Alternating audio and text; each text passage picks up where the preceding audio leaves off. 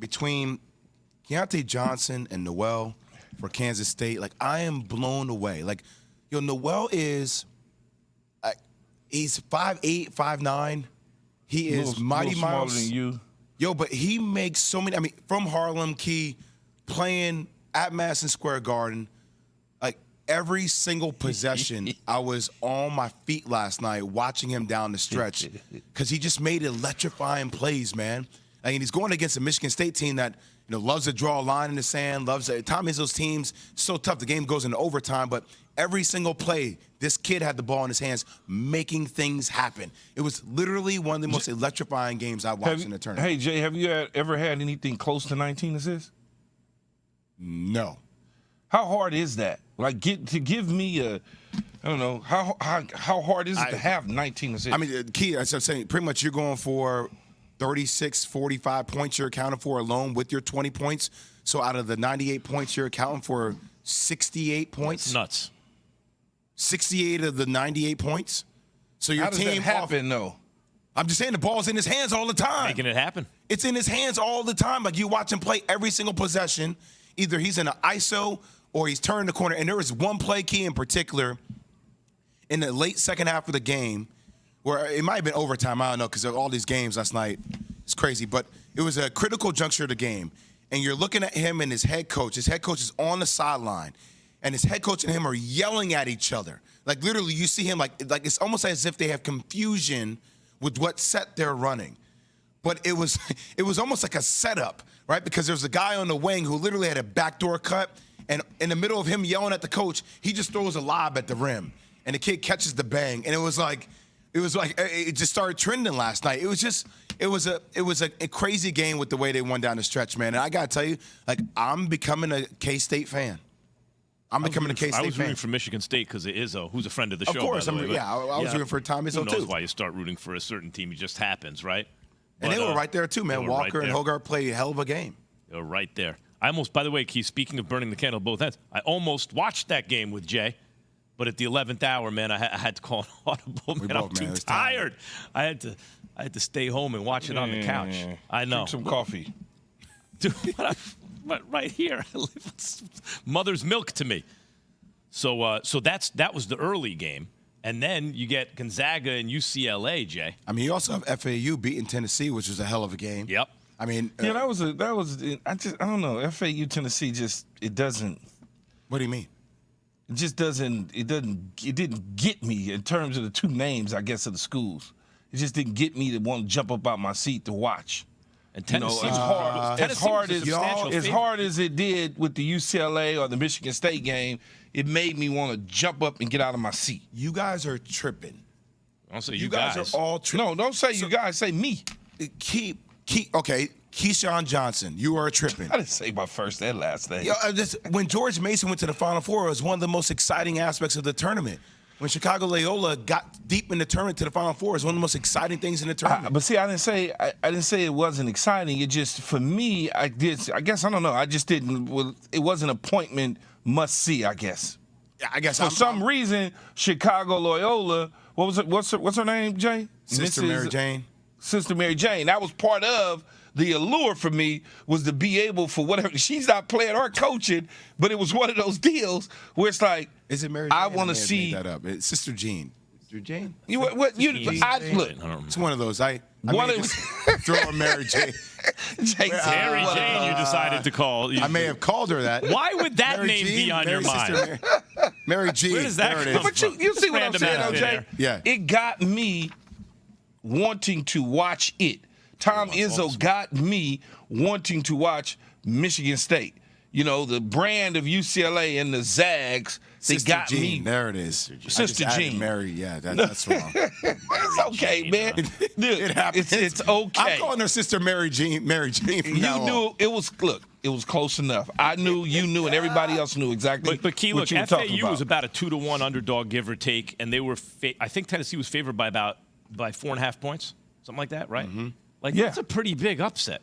Dude, FAU's in the Elite Eight. What are you No, guys I talking think about? that. No, to get to the Elite Eight, but just even is. beating Tennessee is a bit, in the Sweet 16 is a. I mean, it's a different conversation about Rick Barnes and them always losing in the tournament, but like that's a deeper conversation. But Now I think if they get to the Final Four, now all of a sudden my eyelids open all the way up. Now I'm gonna zoom in because I really want to be on that, Chicago Loyola tip. If that happens, that's all I'm saying, Jay. all right, I'm just trying to tell y'all. I think it was a massive thing for FAU, and I think there are certain teams that make runs deep into the tournament, and this is also the problem sometimes I have when people are like expand the tournament to 90 teams. Like these teams need to be front and center. Last night I thought was a massive game to understand the backstory of where they come from and what their history has been, and the school has only 3 NCAA tournament wins in the history of the school, right? And they're on that path to do that right now. That's what we're discovering in real time. Even UCLA and Gonzaga, did you get at the end of that game? I got the feeling like UCLA was going to win that game, right? Before Strother hit that. I thought it was over because they went on nasty. But even then there was enough time to score again, right? I just think I had the feeling of the type of game that UCLA was going to win toward the end, and it didn't happen. Yeah, and UCLA got on like an 11-1 run. And what year was that they beat with Adam Morrison? It was like 2000. Was that like 2006 or something like that? Yeah. So I was like, oh, okay, here we go. They get ready to finish this deal. They too strong for him. I mean, Gonzaga gave that game away in 2006. Man, he's got to take care of the ball. You got to take care of the ball. Yeah, but when he crossed when they got that ball at the end though, and he turned around as he was crossing the half court line, Jay, and he turned around. Dude turned around and handed it to him, and he pulled it. I said, "This getting ready to go in." Was what wound up happening? If it wasn't actually planned, hey, we're going to act like we're arguing, and then he's going to lob it. So if that's not the case, was that either your or his idea in that moment? In other words, was that one of the 2 options you guys were arguing about? Well, what he wanted to run and what I wanted to run, I think it would have resulted in the same thing. Keontae cutting back door, just not as flamboyant as throwing the ball from half court. Moment. Jerome, watching Noel last night, man, it was as a guard, especially being from New Jersey, the tri-state area, knowing that he's from Harlem, like even watching him turn his ankle. I mean, 19 assists in the game, 20 points, affected the game in so many ways. And I know it's a team effort, Jerome. But like, how would you rank or measure that performance that you saw from Noel last night?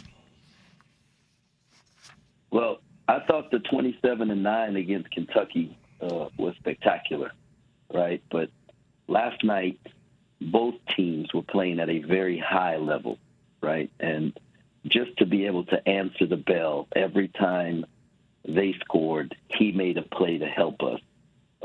Obviously, you said his teammates were there for him also, but just to be able to answer the bell every time and to tweak his ankle and then have to go back in and I knew that Joker wasn't staying out that game. So whatever it took, he was going to get back on that floor. And but man, it was the best performance by an individual that I've ever been a part of. One of the all-time, he set the record for assists while giving you 20 points. It's unbelievable. What are your thoughts going forward, Coach? Well, man, right now we're just trying to get a grasp of Florida Atlantic, and Dusty May's team is really good, and they did a great job last night against Tennessee, and they've had a terrific season. They have more wins this year than any other team in college basketball. Houston could tie them today if they win, and so we got our hands full, but we're going to put a game plan together that's going to allow our guys to play without thinking and with freedom and be in attack mode. And so that's our plan. And everybody, all the players got to get some rest and be ready for tomorrow, man. We just want to keep this thing going. Jerome, one of the best parts I love about March Madness as a basketball fan, NBA and college, are the stories, right? And obviously there was a big story with Keontae Johnson before, but stories get resurfaced, and people. The further you guys go, the bigger the story becomes about, what he has been able to overcome. Can you just talk a little bit about what that journey has been like for a player like him? Man, he's a terrific human being, man. And I'm so thankful that I get to be a small part of this story and to watch it, right? And to know that, his heart stopped beating, and but he was able to be revived, and God has given him a second chance to do the thing that he loves. And I mean, he loves this game of basketball, right? He's not trying to play it. But some people, like y'all were just talking about, some of the young men in the NBA that, they play the game for the money, and and then they can't handle the lifestyle of it, right? But this young fella turned down money because he wanted to play the game. And, for that kind of love and passion, and just to be, you watch him with his teammates and how he interacts with them. And, I mean, everybody on the team just loves him. He's a terrific teammate. He's very low maintenance. And just to watch him be thankful and appreciative of a second chance and just embrace the whole thing is just a joy to see. And I'm super excited to, be a small part of it. I mean, Jerome, whenever, a player collapsed on the floor like that, the whole world stopped, obviously, in prayers and wishes and all that. Like, were there any concerns that you had not only as a coach, but as a human being for a young man that wants to be back on the court and continue to play at such a high level, just in feeling that process out?